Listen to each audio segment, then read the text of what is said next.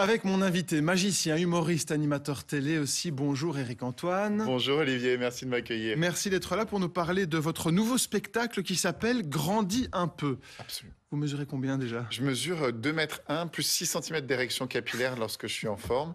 Et évidemment, il ne s'agit pas de taille, il s'agit de grandeur intérieure. Oui. Je suis dans ma crise de la quarantaine, c'est quand même la crise d'adolescence, mais avec du pognon. Donc c'est un peu l'idée.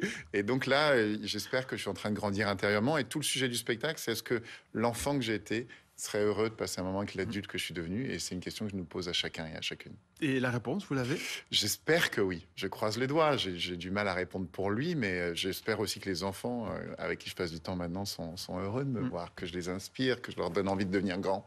Bon, on va voir ce que ça donne en tout cas en images. À quoi ressemble ce spectacle? On regarde ça tout de suite. Imaginez les amis, si tous on avait la chance de passer un moment avec l'enfant qu'on a été. Je veux traumatiser ces enfants. Maintenant, on a une machine à laver et on a une enfant. Est-ce que tu sais qu'un magicien, par exemple, dans un spectacle comme celui-là, ça fait à peu près une quinzaine de tours. Toi, tu vas faire 1400 tours en 1 minute.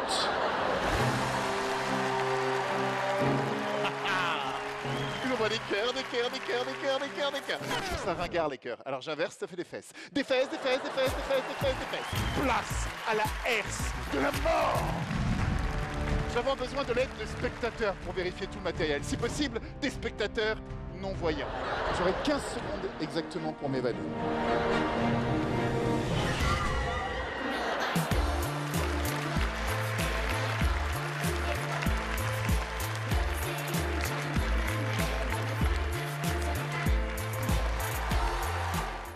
Éric Antoine, vous êtes les 16 et 17 février au Cirque Royal de Bruxelles. Quand on regarde l'extrait de ce spectacle, on ne sait pas si on va voir un magicien qui en plus fait rire ou un humoriste qui en plus fait des tours de magie.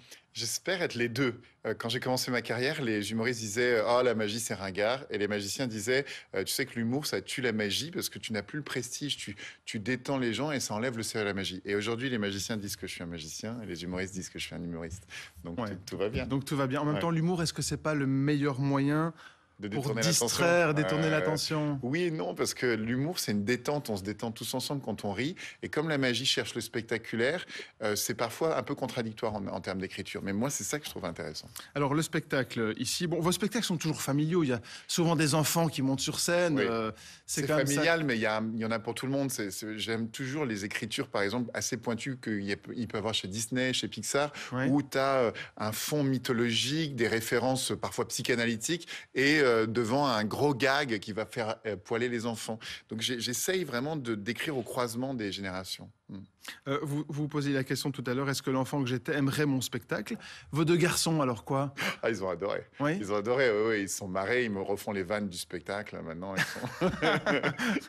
En plus, je fais des vannes sur eux, je dis que ça se passe mal à peu près avec tout le monde, sauf avec mes enfants, qu'on a gardé le contact. Ils veulent plus m'appeler papa. Je dis, c'est pas grave, vous m'appelez Eric, et on a coupé la poire en deux, ils m'appellent monsieur. Voilà, Ils ont quel âge? ils ont 8 et 11 ans. Ah voilà, pour vous appeler monsieur. Ouais. La magie pour la drague, ça fonctionne aussi? Non, c'est pourri. C'est-à-dire que si tu fais apparaître une rose, tu fais bonsoir. Oui. Ça marche pas. Ça marche pas du tout. C'est la honte. C'est la honte. Moi, mon premier bisou, je l'ai fait à 13 ans. La nana avait le hockey et je lui ai embrassé le menton. Voilà. Et depuis, ça s'est pas vraiment amélioré. J'ai entendu que vous avez failli être psy.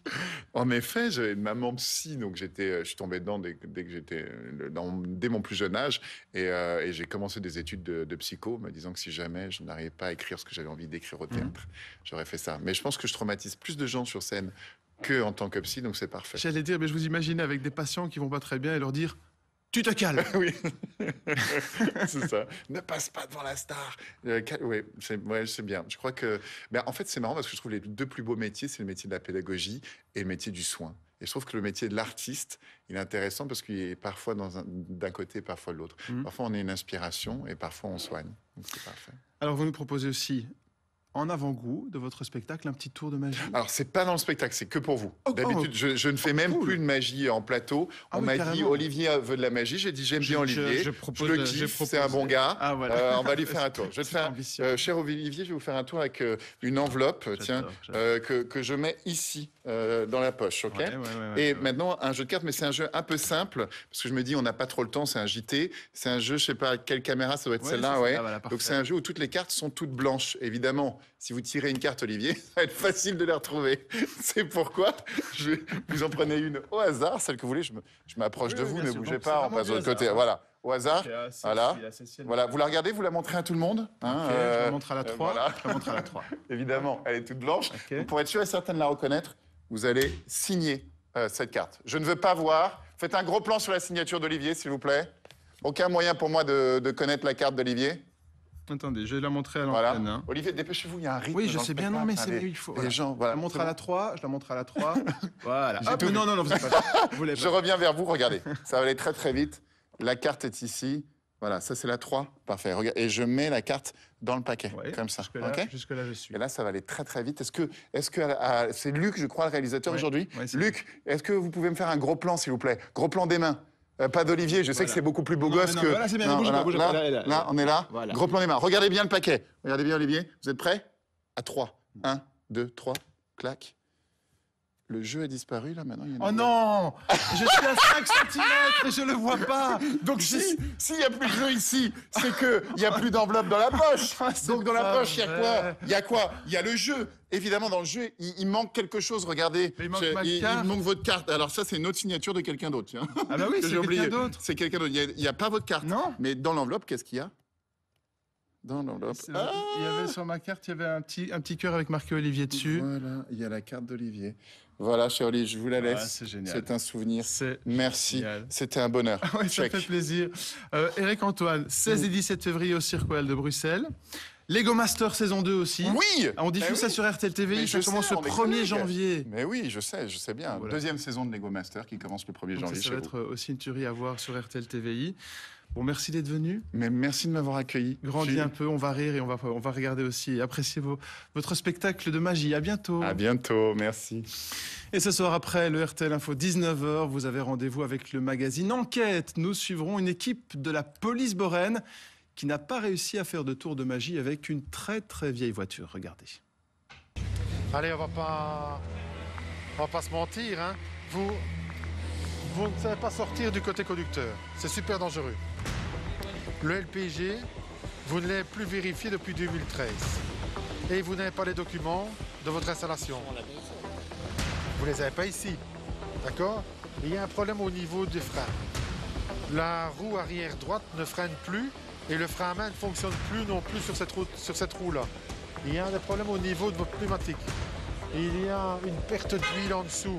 Les phares ne sont pas bons. Il n'y a pas de miracle, hein. Ça va être interdit à la circulation, hein, ça. Voilà, Éric Antoine toujours avec nous, 16-17 février à Bruxelles, le Cirque Royal, 18-19 février aussi... Au Forum de Liège. Ah, ok. Voilà. Et j'ai vu avec Alexander De Croo, il m'a dit c'est bon, ça jouera, il n'y a pas de souci. Mais parce que j'ai un projet pour la Wallonie. En fait, comme je vous adore, je voudrais déménager tous les Wallons, mais vers la Provence. Et parce que je pense qu'on aurait le meilleur public dans la région la plus sympa. Oui, on aurait donc voilà, c'est mon projet. Alex m'a dit, on est réfléchi, il parle de ça au Conseil des ministres. On verra ça au Code École 22. Merci beaucoup, Avec Éric plaisir. Antoine. Merci à vous de nous suivre comme chaque jour. La météo arrive dans un instant. Luc Gilson ce soir à 19h. Bel après-midi. À demain, 12h45. RTL Info continue en radio, sur Internet et sur les applications mobiles.